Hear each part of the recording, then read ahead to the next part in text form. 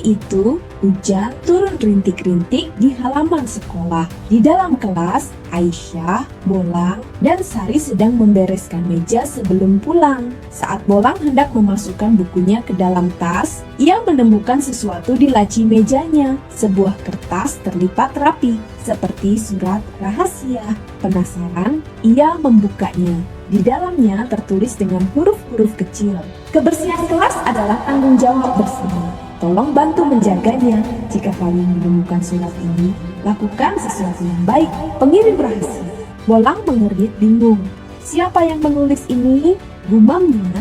Aisyah dan Sari yang melihat surat itu ikut penasaran. Mungkin seseorang di kelas ini, kata Sari.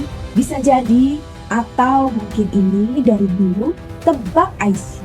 Mereka bertiga melihat sekeliling. Kelas mereka memang agak berantakan. Ada kertas bekas di lantai, sisa bungkus permen di pojokan, dan meja-meja yang tidak tersusun rapi. Bolang tersenyum kecil, lalu berkata, "Aku tahu apa yang harus kita lakukan." Tanpa banyak bicara, mereka mulai memunguti sampah dan menyusun kembali meja dengan rapi. Sari bahkan mengambil kain lap untuk membersihkan papan tulis. Butuh waktu beberapa menit, tapi akhirnya kelas mereka tampak jauh lebih bersih dan nyaman. Saat mereka selesai, tiba-tiba seseorang muncul di pintu kelas. Itu adalah Pak Nanang, guru mereka. Ia memperhatikan sekeliling dan tersenyum.